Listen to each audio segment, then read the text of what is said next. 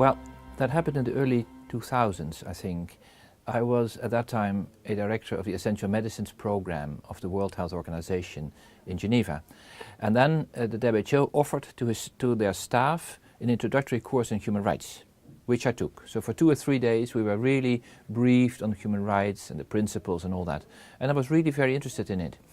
And then after that I started thinking, now what should I do to implement these principles into practice, into the practice of the Essential Medicines program, which was trying to make basic essential medicines available to everybody.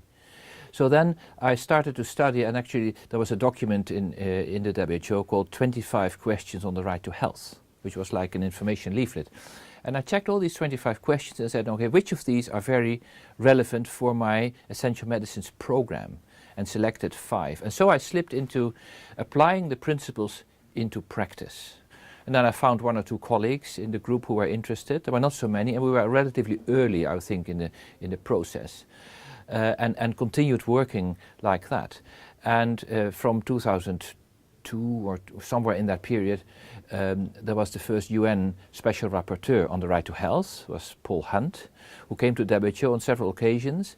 And then I became, with my program, one of the 5 practical applications of the right to health. So I worked a lot with him to translate the principles into practice.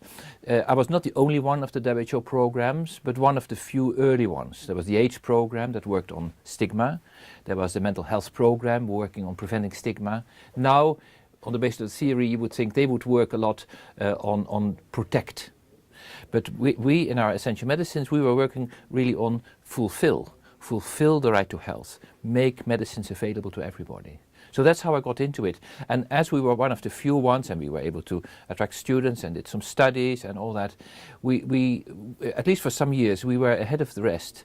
And that has been a great pleasure. And that's why I came, well, an expert. I wouldn't call myself an expert, but I was one of the first ones to apply the principles in practice. And it was interesting that WHO time we then made a publication, which I think has been well read by many people, which is called Essential Medicines and Human Rights. What can they learn from each other?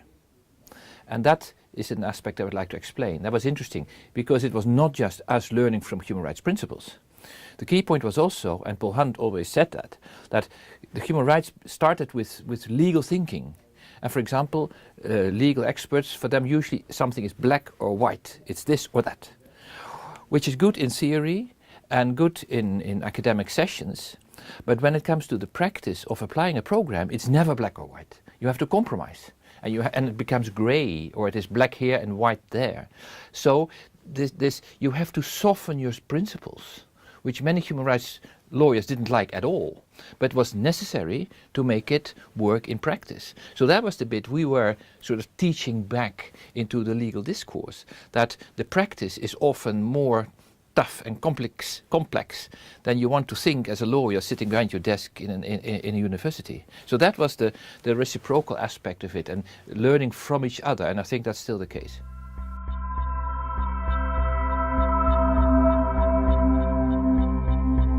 Well, I still talk about the right to health and what I would recommend. I think there are 2 important messages I would like to give. And the first message is, for me, I've worked 5 years as a mission doctor in a rural area in Ghana, etc., part of government systems, and later with the World Health Organization. I've seen many governments operating in healthcare systems. And then you still have the feeling that, okay, the government sits somewhere in the capital city and they give some services or some medicines to the villages, and they sit there and wait. It's like a favor. And the next minister may come or something and they take the favor away. And so it's like a paternalistic approach. You get something and I can stop it when I want. And then the human rights discourse has taught me that this is wrong. It's not like that. If you are in a village, you are entitled to the service. It's a right. It's not a favor you're receiving and waiting for. It's a right you can claim and should claim. So health as a right, justice as a right, not as a favor.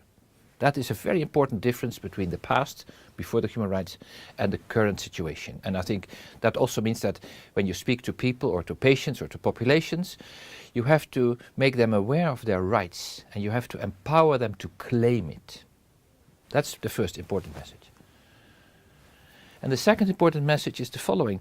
I think WHO and the international health community has tried for many years, actually twice in history, to promote the idea of primary health care. Basic health care for everybody. First contact care, primary care, there are many definitions, especially in '78, Alma Ata, the first big conference and the big declaration of Alma Ata, and then later around 2000, again reviving primary health care. And it never really worked. It was always sort of disturbed by other things. It never really worked. And people have been asking themselves why. It seems so logical, yet it doesn't work. And then, again, human rights, in my opinion, is the answer. Because if you give primary health care as a favor to the people, it can change with the next government and can be taken away, etc.